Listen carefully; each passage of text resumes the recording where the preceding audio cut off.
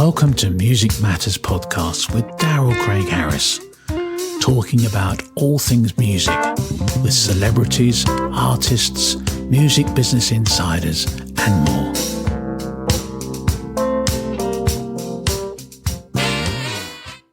Smitty Supab from Captain Buckels. How you doing today? All right. Thanks for having me. So you're a bass player. I think it says you're from LA originally, but you're in a great group called Captain Buckels. You have your first full-length album coming out, which is Hurry Up. That's going to be out November 14th. So how did you go from LA down to New Orleans? Tell me this, and tell me the story of how the band came together. Well, going from LA to New Orleans is kind of long. I haven't lived in Los Angeles for about 20 years. And it wasn't exactly music related initially. I left Los Angeles after graduating in computer science. Oh, okay. And I taught in China as an English teacher for 3.5 years, and that's where I started playing music. Cool. Because there was some kind of demand for it, and being an expat and all. And even though I had never played professional before, I had the chance to take a stab at it with some other expats there on the bar scene, and did that for about 4 years, and tried to get out after being a little bit jaded. Went to Thailand for 4 months, and then eventually came to New Orleans in 2013 after watching a few seasons of Treme. Oh, okay. That's funny. And I mean, also hearing from a few musicians, because when I was in China, I was kind of talking big about becoming a musician and getting good, but I wasn't really I didn't really know what that meant. And some people, namely a friend from Oklahoma and a friend from Detroit, were like, if you're serious about music, you should go to New Orleans. Mhm. And I never really had the courage to until I watched a few seasons of Treme and read about how that was an accurate depiction of it. And it's actually pretty funny. And but when I did move to New Orleans in 2013, it was less so for music because, I didn't think I was gonna be good enough to play music for at least a few years. Mhm. Um, and But I went to New Orleans for soul. I needed I needed that, and what how I defined that at the time was triumph over suffering. Like, Mhm. and I compared it to like where I went to college in Orange County near Los Angeles, um, where they didn't have anything there. All these rich, well-to-do people didn't have anything to complain about, and they'd break a nail and their day would be ruined. Right. I'm from Huntington Beach, so I know. I know Hey, this. I know the story. that's funny. Yeah, Huntington Beach is right next to UC Irvine, where I went to college, Right. Orange County, where I remember seeing like a part of the show, The OC, and being like, wow, that's exactly it. They nailed it. Yeah. Exactly. Exactly. Right. Or they had the Hills. The Hills was another TV show. Um, Yeah, yeah. And not to knock it, but the contrast between that and what I expected to find in New Orleans mm, was really huge. I mean, there's another story I could illustrate that I remember in high school in Los Angeles. But the general idea is that the kind of gratitude and joy and happiness you find, when you have to take a licking and keep on kicking.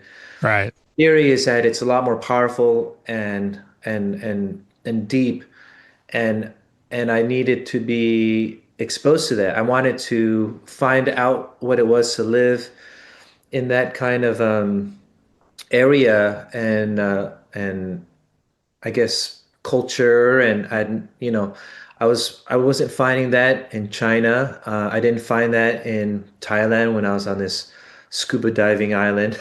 Yeah. 4 months. I didn't find that in Los Angeles. I hadn't really traveled outside of those three areas much, other than a few college choir trips to Spain and Korea, Right. which were pretty cool places. But Yeah.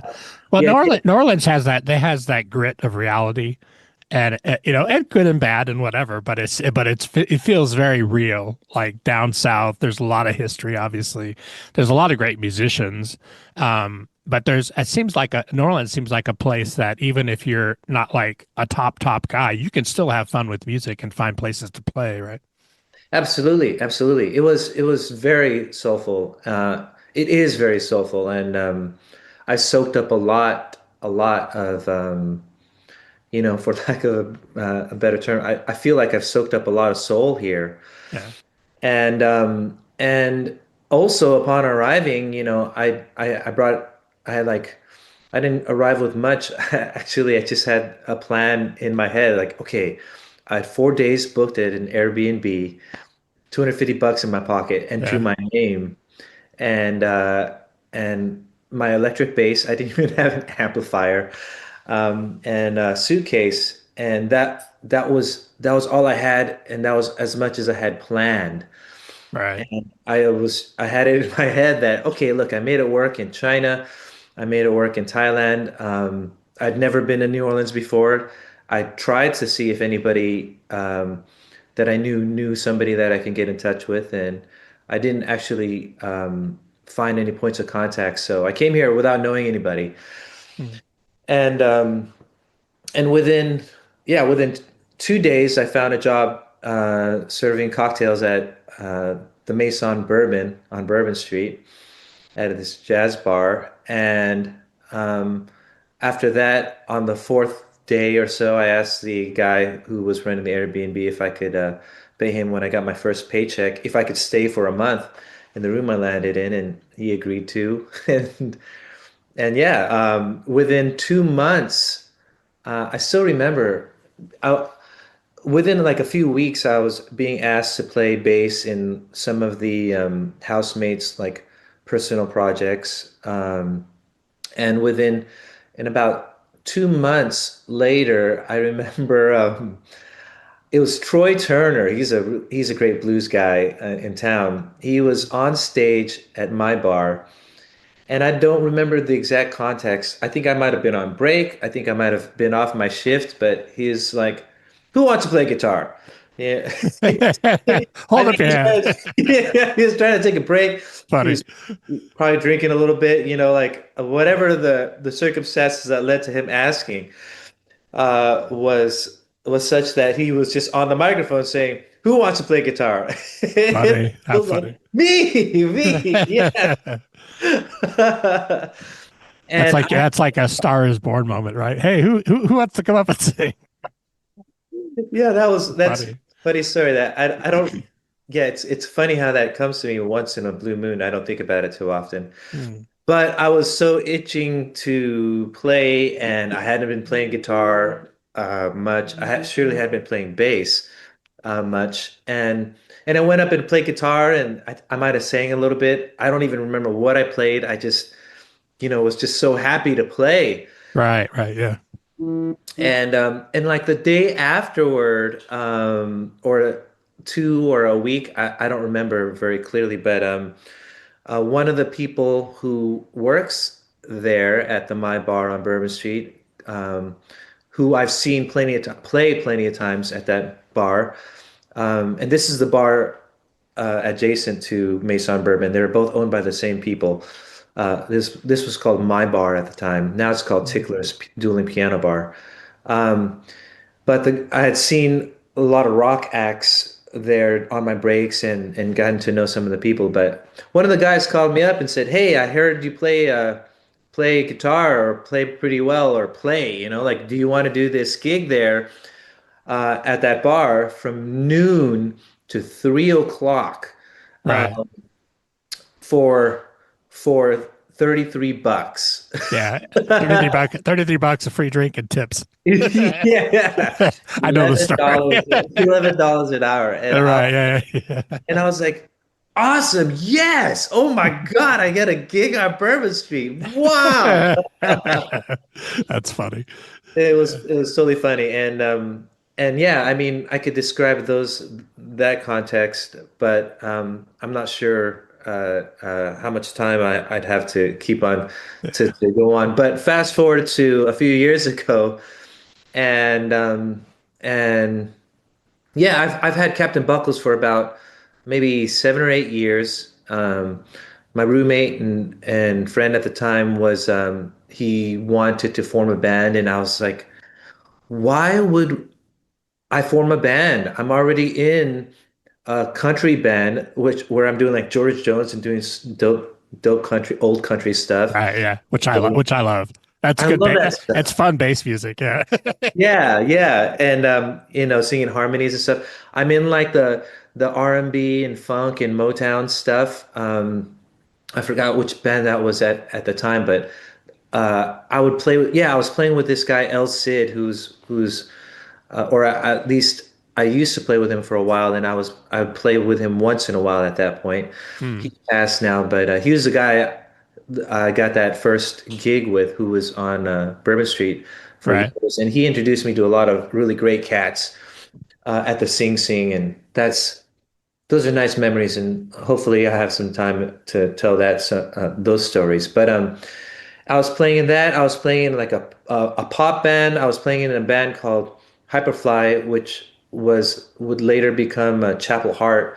Um, they got pretty big. I think they just broke up recently, but they were on America's Got Talent and got Oh, like okay, a cool. buzzer. Yeah, I mean that's the cool thing about a place like New Orleans or even like Nashville is that it's such a vibrant music community that it's a little incestuous because you have guys playing in 15 different bands. But it's all good Very because much so. everybody's just having a good time and working and I know down there too that you have jazz, but then you also have, like you said, you have country, you have straight up blues. It's nice to have that. How did you originally meet the players for Captain Buckles? How did you guys put that together?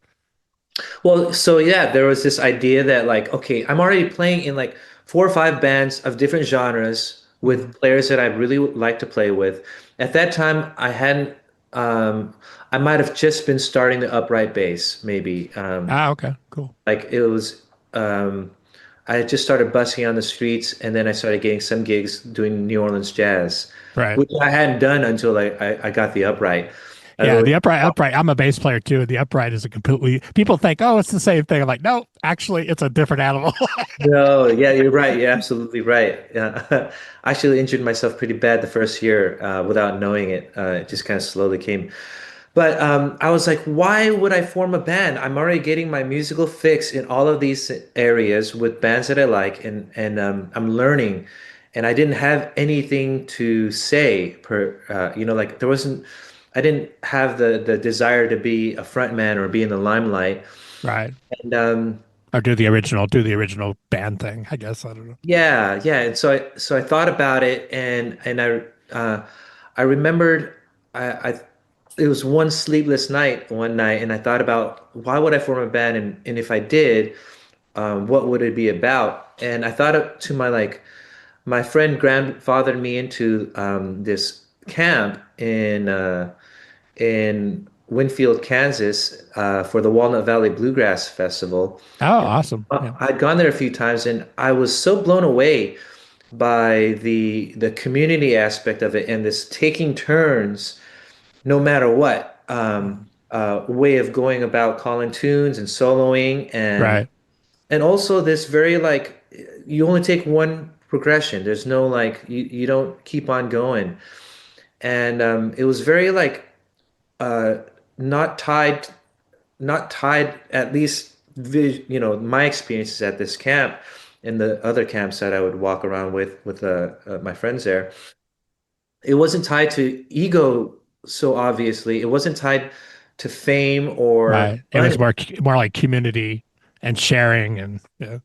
Yeah, and I experienced a little bit of that at this point by doing like 3 church gigs, like black gospel church gigs in Central City in New Orleans that I was not ready for, but they let me do 3 of them, and Yeah. that was also another similarly revelatory experience where I was just like, wow, Yeah. wow. The energy and the yeah.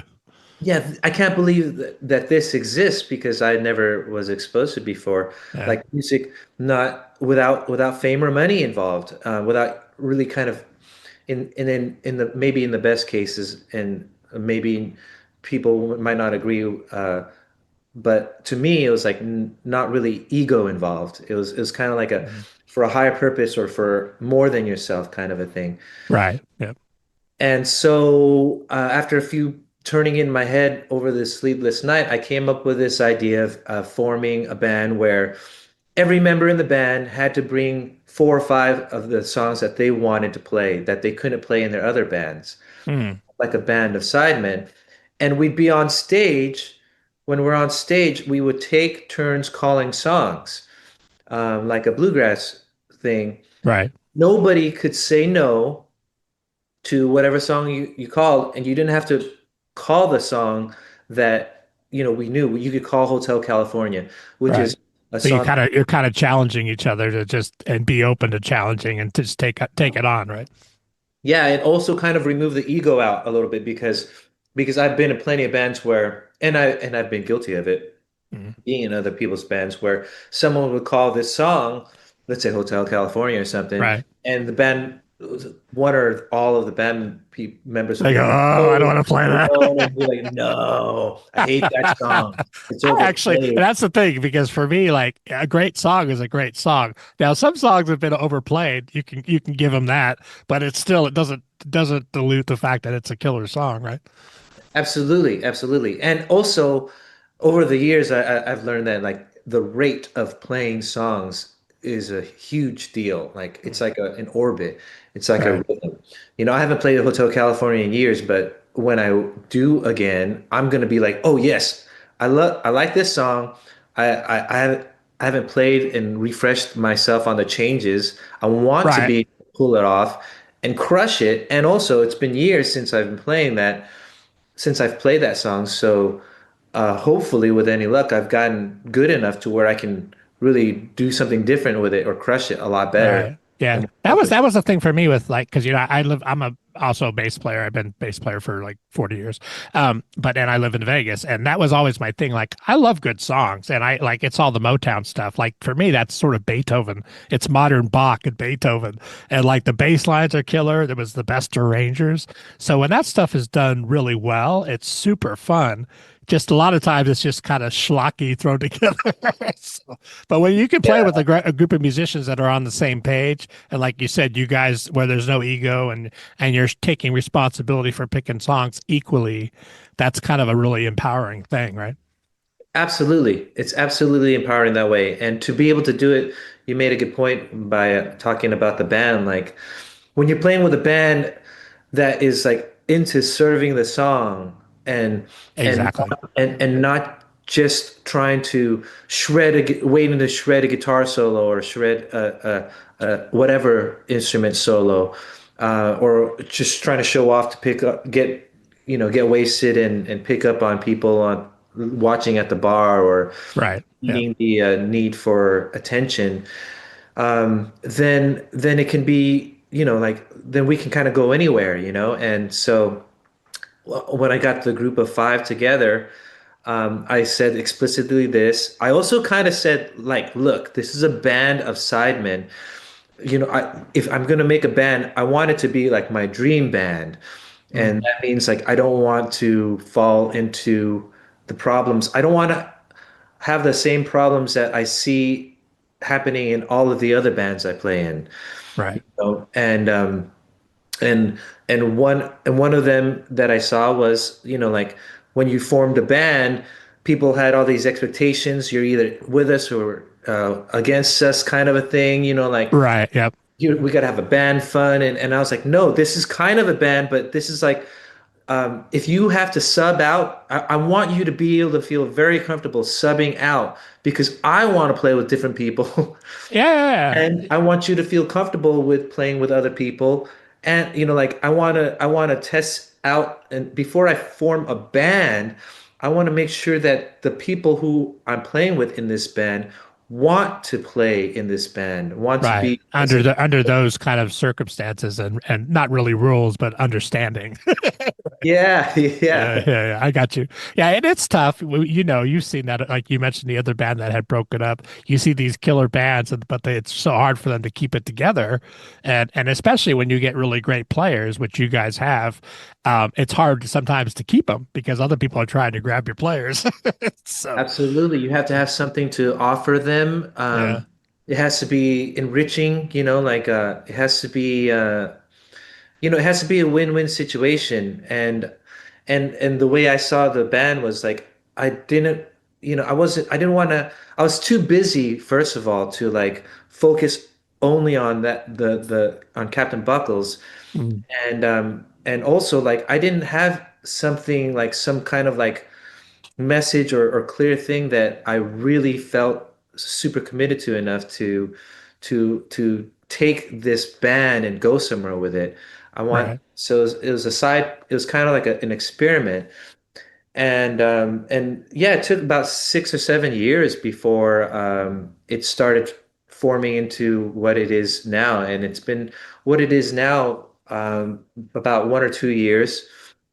And it's been a constant experiment, like, about I'd say about 3 or 4 years ago when I decided to like take it a different direction. And I told the original five guys, I'm like, hey, you guys, like, I'm tired of doing this once a week gig at the House of Blues for not much. It was really great. We did it for like 2 years.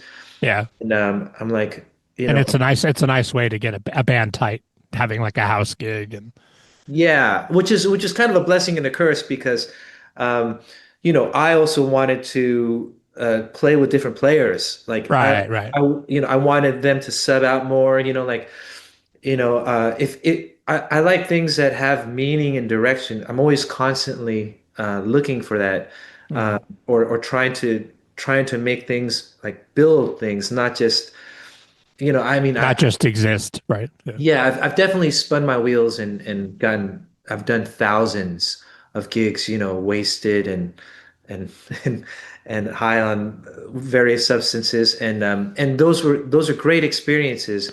But at the same time, like uh, as far as like a forward momentum, like a conscious intention Right. of of building something between each gig. Yeah, where you feel like there's movement and you're moving forward and yeah. Yeah, that wasn't something that I always had in mind Mhm. until recently, and since having that in mind, I've been, like even if I wasn't able to name it, I was always kind of searching for it. Yeah. And it was a funny moment when with the band, like some of the band were like, "No, I'm a founding member of this band. I'm a part of this band." I'm like, I know how you feel, but I said in the beginning, and like, I'm sorry, like this is an experiment, like it's always Yeah. been, it will continue to be, and even in this, in the formation we're in with the five of us, like it's still an experiment, and we've had like little rocky things, and but there's something that I'm so grateful. I'm just so yeah, I'm so incredibly grateful, and I also think it's miraculous, really miraculous, that Mm. we've been able to get to this point where we have this album, a full-length album of Right. mostly originals. I mean, they're all originals, in my opinion. None of them have been released. The one song that's not written by one of our keyboard players, Rob Davis, or our guitar player Alex Mallet, is written by this guy named Michael Darby, who's a good friend of mine, who's like a New Orleans rock and roll legend. Oh, He's awesome. so dope, such a dope guy, such a great songwriter. And he was part of he was a leader, like, or co-leader of this band called Irene and the Mics, Mhm. which were famously on at the end of the Pelican Brief. Oh, okay, cool. Checkpoint Charlie, like, and he Yeah. wrote, he wrote the one song that isn't Alex's or Rob's. I've written a few songs for this band and we've performed them a bunch, but they weren't ready in the studio to be recorded the way that Mm. these other songs were. And maybe it's a cop out, but I don't there's no part of me that feels like I need to have one of my songs on our debut album. It's like it really, or maybe it's a testament, I'm not sure what my subconscious is like. I'm pretty conscious of my intention of not thinking that it's about me. But also it might be like it might be easier subconsciously to invest in something that aren't my babies because it's like I'm not taking that risk. But I feel like I am taking a lot of risk by putting out an album of my bandmates' songs. They're their babies. I'm the leader, like I'm funding most of it, if not all of it. Mm. And it's kind of like, but they're my bandmates' songs and not mine. So Yeah. there's Well, a it's a collective, and you guys, it's all equally your baby in a way. Tell me about the guys in the band because I know and also too, many of those guys have played with some really well known artists. Tell me a little bit about the guys in the band. Well, Phil Breen, one of our keyboard players, and hopefully sometimes singer, he's the one I've known the longest. He's the one I've met when I first moved to New Orleans, and maybe the second or third day I arrived, or fourth or something like that. He was playing keyboard maybe at Maison Bourbon also, but at my bar next door. And it was the first time I saw a keyboard player like really really dig in, and he also agreed to with his partner at the time have a drink with me after one of our shifts, and Phil's been in town for maybe over 20 years, and we're the same age, and he's he's awesome. He's really like really amazing person, and he has been playing with Russell Batiste Oh wow, yeah. for for over a lot longer than I've known him, so maybe over 15 years. Mm. And Russell just passed away 2 years ago. And but Phil's also played with a bunch of other really great New Orleans cats, but Russell Batiste was like his dude, and for good reason. He's a musical Yeah. genius, and I saw them play a bunch of times while he was alive, and I kind of thought about maybe going to the school of Russ, and trying to throw down with him, because another member of the founding lineup of Captain Buckels, Ian Cunningham, he also played with Russell Batiste a lot, Ah, cool. and on and off, and so Phil was somebody that he actually inspired Captain Buckels too, because Hmm. he wasn't this like this crazy super entertaining front man. He is this guy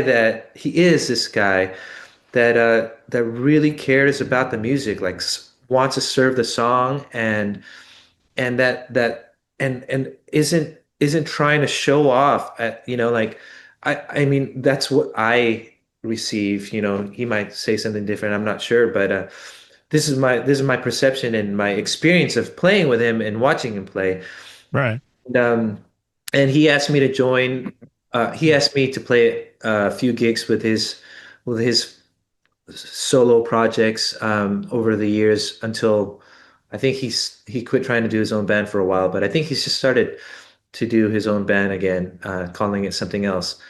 But he's an inspiration, and I've been trying to get him to play with Captain Buckles for years, and uh, it was only it wasn't until 2 years ago where he kind of agreed to play a few gigs with us, and then at some point, I think I'm not sure how it was verbalized, but he's like, some kind of dialogue was had in which it was kind of like tacit or implicit that he was in the band, and I was like, wow, oh, wow, you know. He joined by osmosis. It's funny.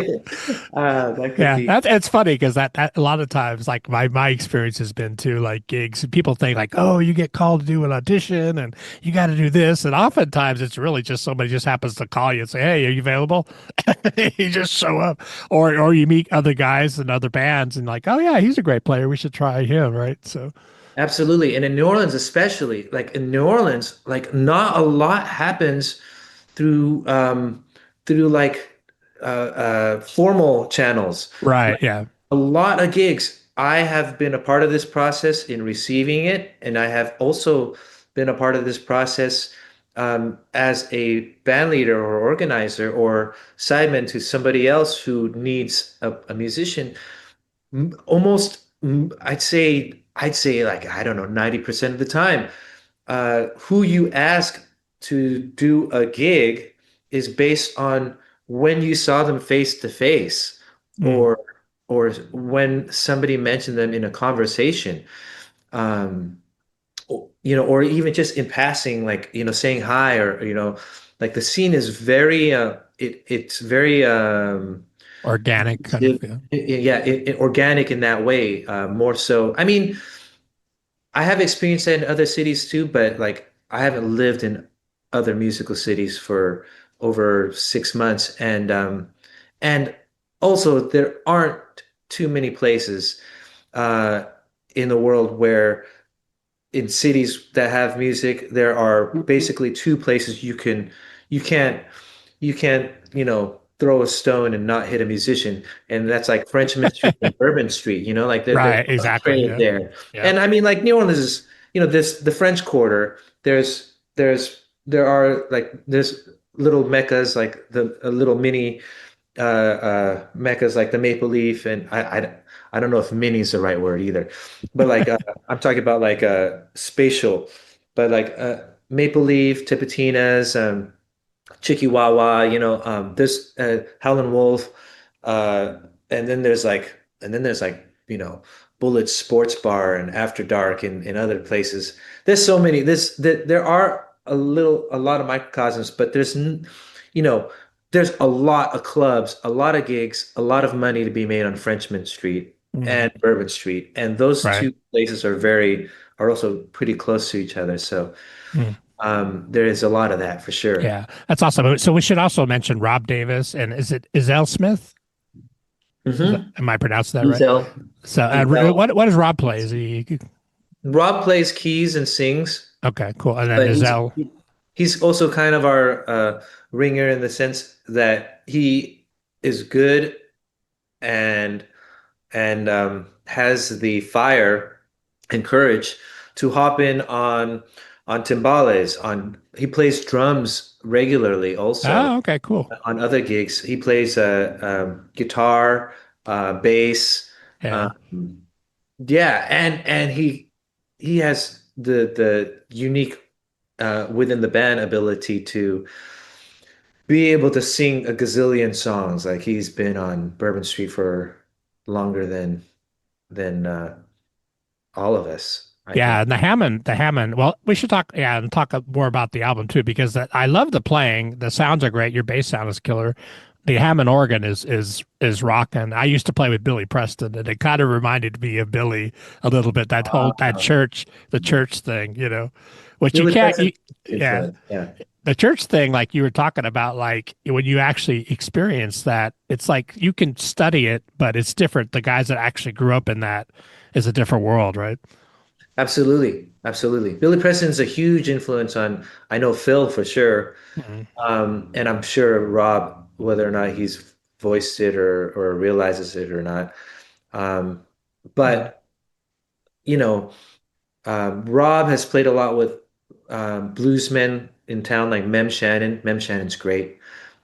He's one of our few remaining bluesmen in town. Him and Yeah. Little Freddie King and Guitar Slim Jr. They're great. They really Yeah, play. there's so many good, good players down there from kind of like I said, not and people only think kind of like New Orleans jazz, but actually there's like great rock players down there. There's a lot happening.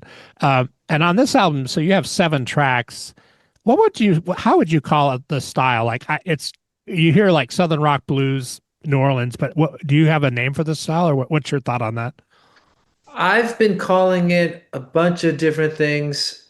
I get some flack from my bandmates sometimes for calling it certain things. Yeah, it's funny. As I'm practicing, as I'm like labeling it. This is the first time. This is the second interview I've ever done Yeah, that's okay.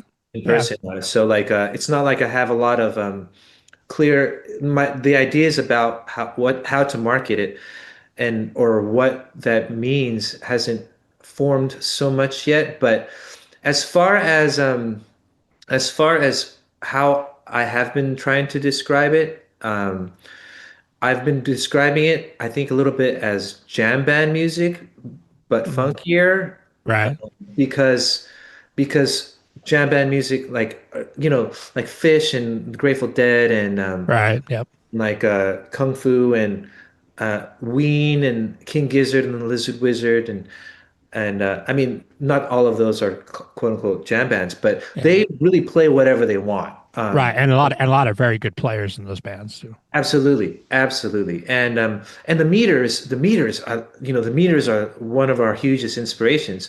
They Right. played everything. They cover Neil Young's down by the river and like a bunch of rock songs. I can name a few.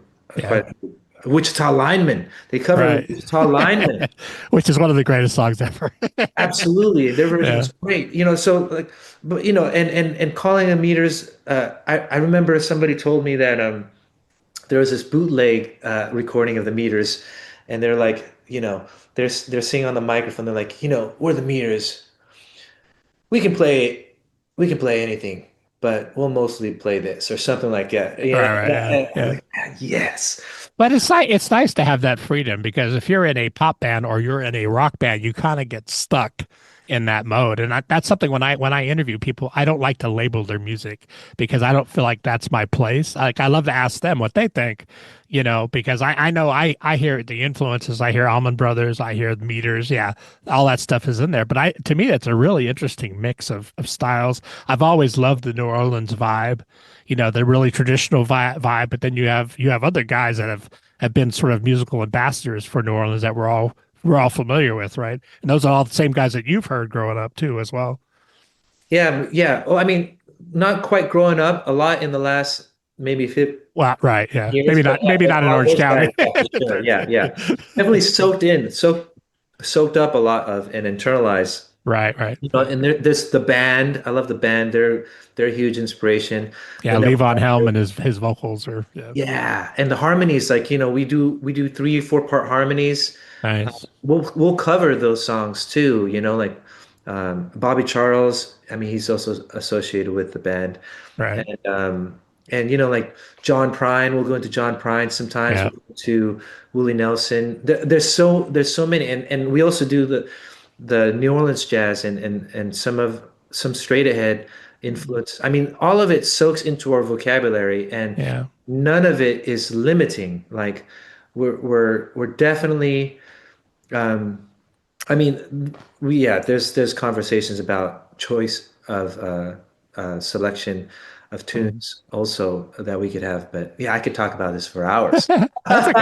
Yeah, that's all good. It's nice because it's nice to see that you have a passion for it. A lot of guys that have been playing for a while, they kind of sometimes they lose it. And I think it's important to remember. I always think back when I was like 12 years old and I first started playing guitar. Like it's important to keep that and remember why you started playing. You didn't start playing because you thought you were going to get rich or famous. Most guys, they played because it really touched their soul, and it's important to hang on to that. I'm 60 years old and I still enjoy playing. I still look forward to finding new tunes and finding new ways to do things. So it's important in life, as you know too, because you've also had the real world experience working, and it's important to be able as a musician to get stuff done, to be able to organize things, And a lot of guys, those skills they don't necessarily have. So you bring the real world into the music thing. That's a great combination, I think. Yeah, you're right. And that's cool that you're able to still have that intention and focus. And also, the lack of that is basically the motivation and and kind of the reason why I guess maybe pushing this band's album, and it's kind of the message and the meaning. Yeah, it's your baby. It's your child, your creation. So that's a very personal thing when you put out music like that, especially original stuff, right?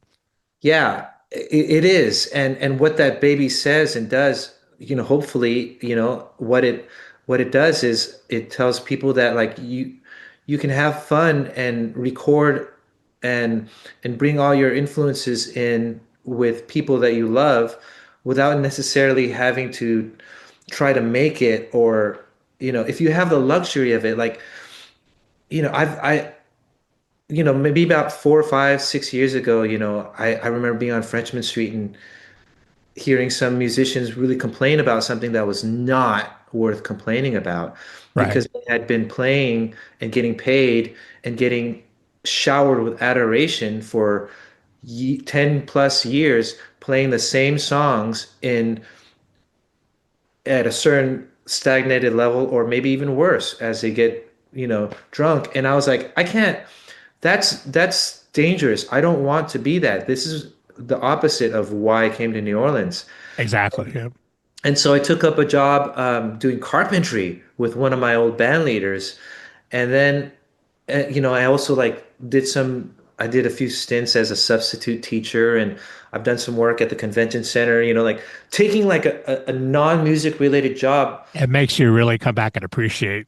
Yes, and really Exactly. proud of me. And a lot of people don't have to do that playing music here. And so it's easy and it happens a lot. And I've seen it happen a lot where people can autopilot and have your pick, musicians that can pull it off, that are good enough to pull it off, versus musicians who'll never get a chance to get that amount of practice every day. Yep. Like there's so many things going on, but a lot of bands I've noticed in New Orleans in the 13 years I've lived here have formed with the intention of making it big, for example, or making it or being this business when they didn't have a clear message, and or without knowing what it is that they wanted to offer, or why what they were doing mattered. And in this regard, and they usually kind of fizzle out. I've seen a lot of them fizzle out. Yeah.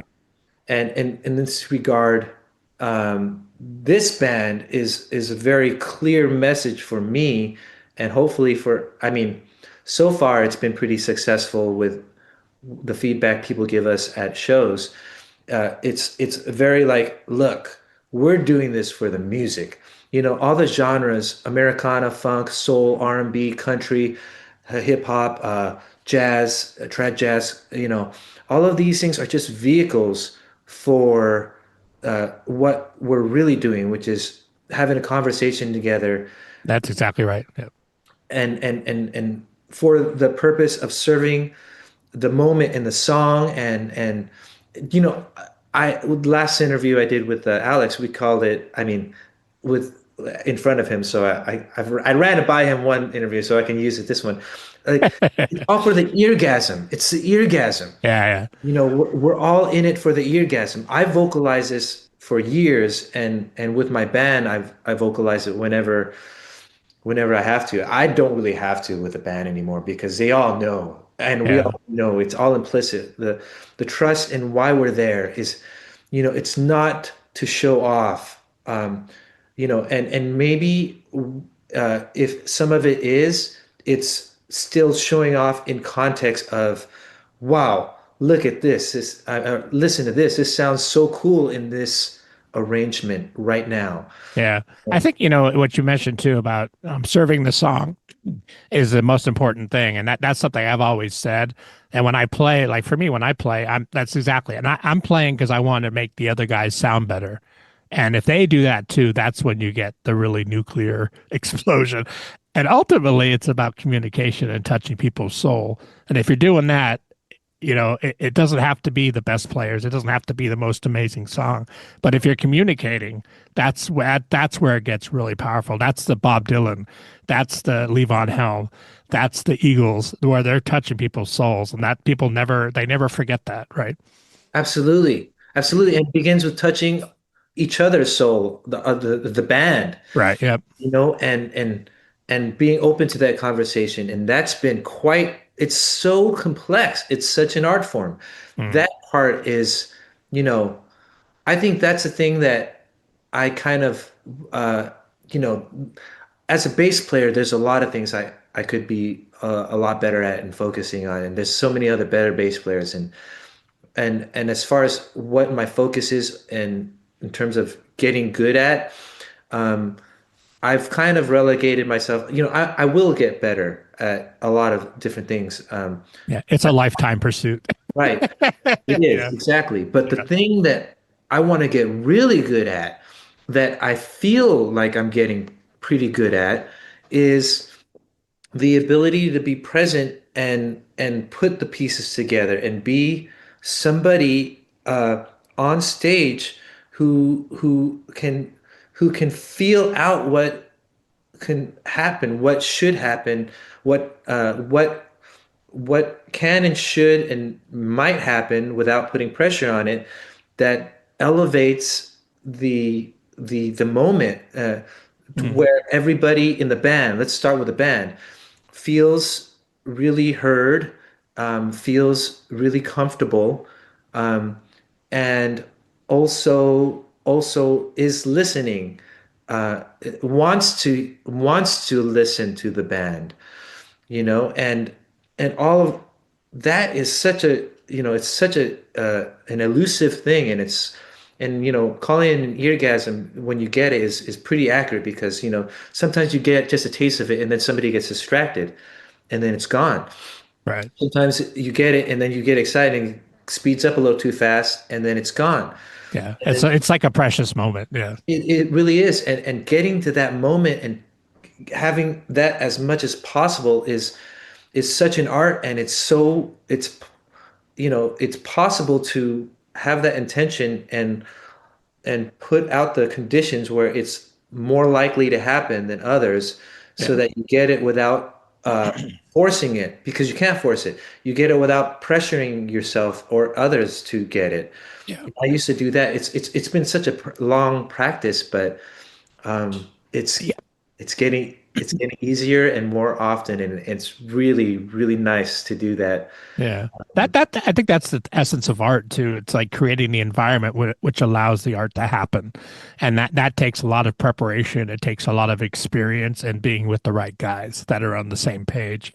And as you know, it could take years to put that together. It doesn't happen just by accident. Right.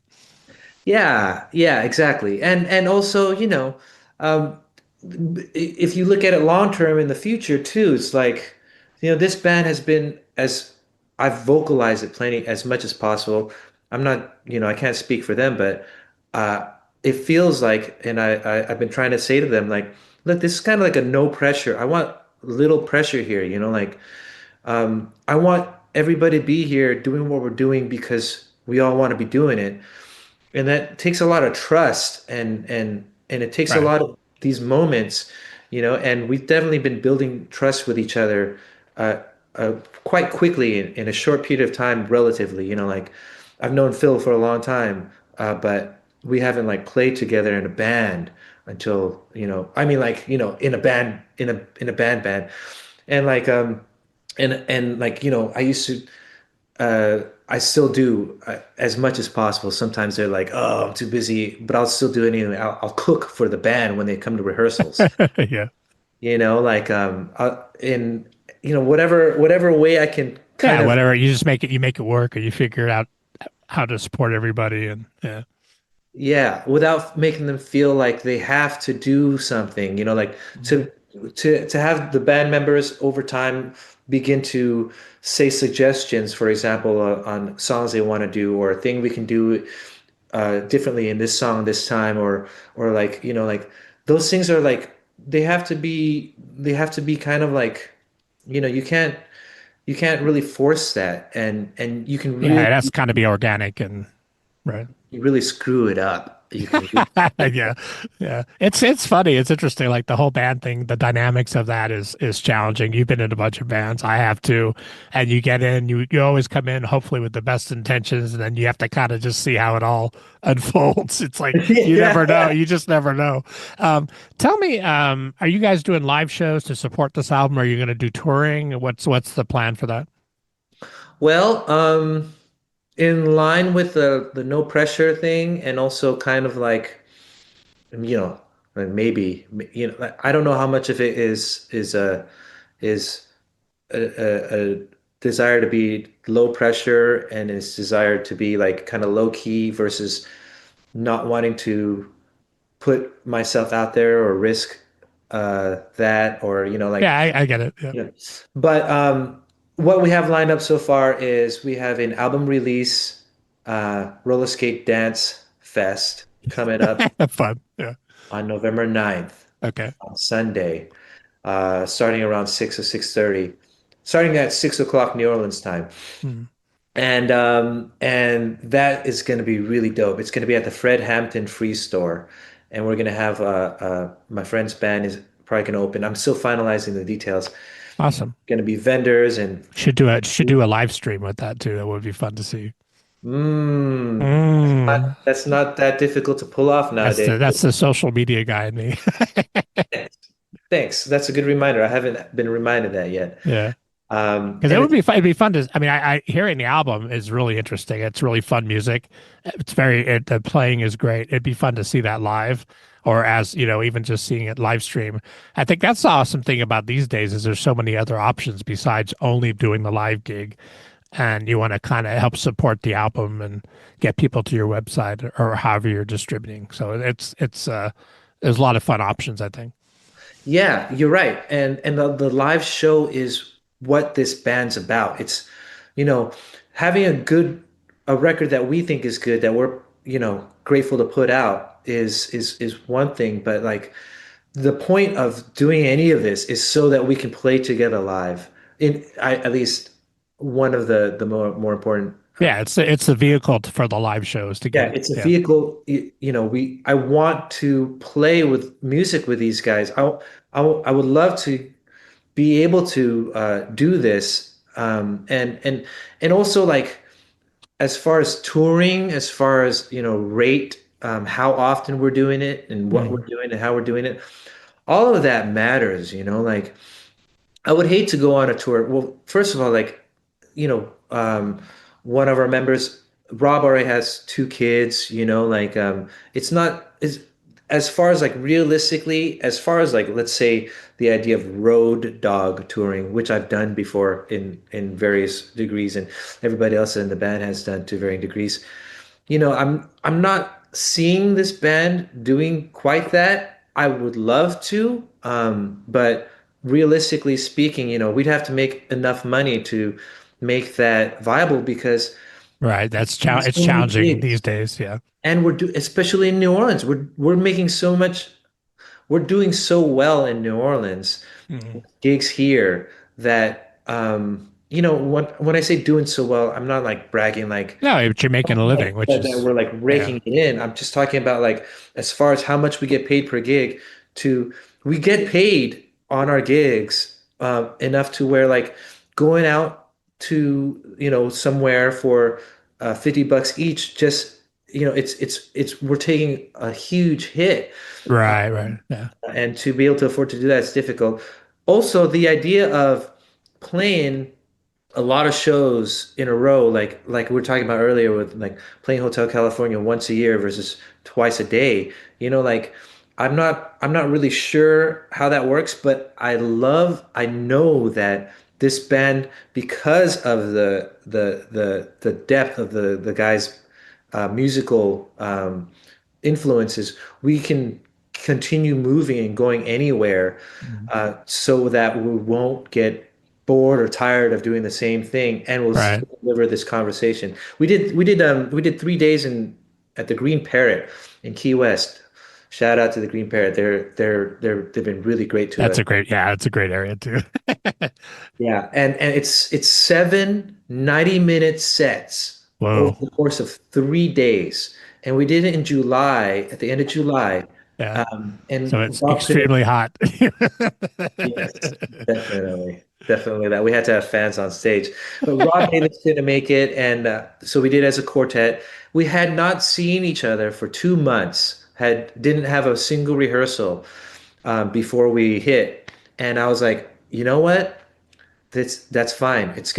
I'm gonna bank on this idea that we've been talking about, that we're in it for the conversation and for the music. And we crushed it so hard. It was so good. It was so dope. And when I say good and crushing, I mean like we were completely comfortable on stage. All of us. We listened to each other. We took big risks. We went places.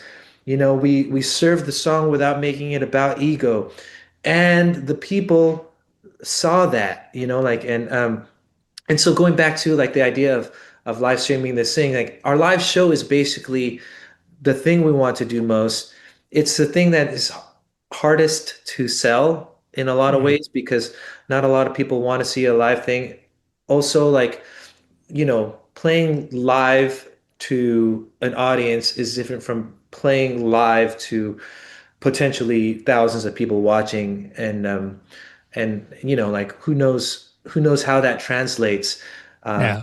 I've certainly seen enough jam band fans tell me, "Wow, you have to watch this," and they make me sit and watch like Widespread Panic or Fish, like super HD, all these lights and all this stuff, Right. and I'm not there. I'm not tripping on anything. Yeah, I'm I not- think the thing with those bands specifically is a very communal experience.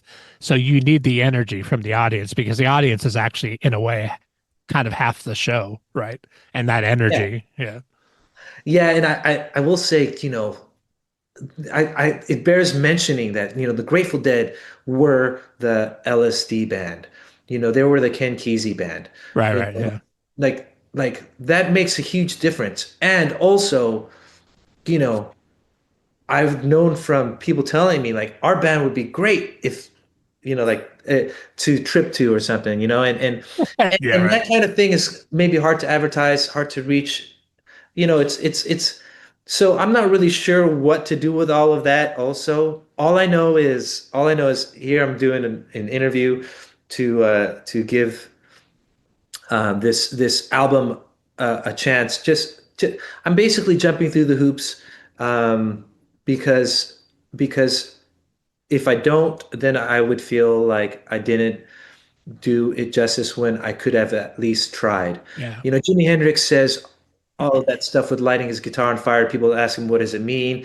Deeper meaning. He's like, it's a gimmick. You know, yeah, yeah, yeah. it, He was a showman. That's okay. it's a gimmick. Like, Jimi Hendrix was clearly about jamming out on his guitar and doing whatever the heck he wanted. I mean, I think to an extent he probably had some thoughts that he might have shared or not shared that he might have been in his head about stuff. But what he did, especially toward the end, was clearly is communicated like what he wanted to do musically, with Right. Yeah. violence And and you know what? Before he became famous, he was working with Little Richard. He worked with a lot of guys that were big showmen. And I knew Richard. He actually showed us videos of Jimmy playing in his band. He's wearing makeup and the whole, it's kind of, a lot of people don't know that story, but it's kind of a fun story. Um, Tell me how people can find you online and if they want to check out the CD or the album once it gets released. we have a website, captainbuckelsband.com. We have a marginal Facebook presence, a growing but small Instagram uh, presence, also at Captain Buckels Band. The reason I have to add band in there is because our name comes from a David Fathead Newman album and song. I was going to ask you the origin of the name. Okay, cool. Yeah, it just made sense. The very first incarnation of the band, we covered that song, and I had some terrible ideas or maybe some decent ideas for, but that one was the one that made the most sense. Like just like the Rolling Stones named their band, or like, Yeah. um, uh, but yeah, David Fadden was Ray Charles' sax player, and he was Oh, okay, cool. called him the king of the 16 bar solo. He's great. He's great. Awesome. Well, And it's fun to talk to you because as a musician, but then also as an appreciator of New Orleans music, I really loved you guys, what you guys do is obviously great players on the album, great musical instrumental stuff, but then also vocals happening. So Smitty, I really appreciate your time, and I encourage everybody to check out Hurry Up. It's coming out November 14th. And also your Spotify, there is some of the other music that you've already released. That's also really fun to check out. So I definitely encourage everybody to do that. Thank you so much for taking the time. I very much appreciate it.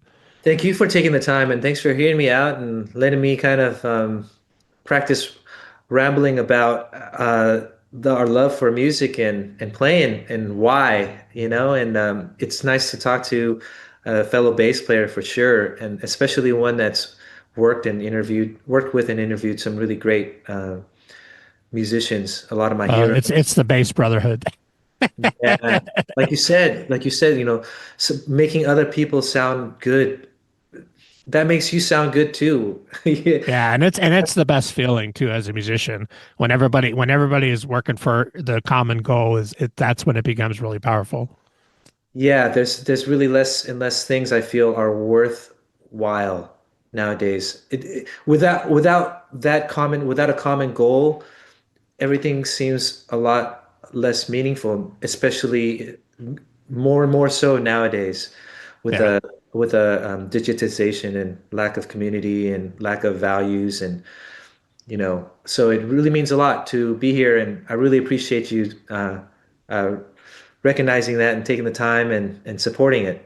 Well, you're very welcome, and hopefully we'll be back down in New Orleans. It's been a few years down there. Please holler, please Yeah, I'd holler. love to check you guys out live. It'd be really fun. Yeah, I host people all the time, friends and family, and I got space in my place, and yeah, Awesome. I cook for guests. I love to eat, so that's a win right there. Yeah, Awesome. I love to contribute and return the favor in any way that I can, and so please holler. Awesome. Thank you, Smitty. I appreciate it. Have a great day. Thank you, Daryl. You too. Bye. Bye. Thanks for joining us, and please consider subscribing to our podcast and follow us on our social media pages for guest announcements.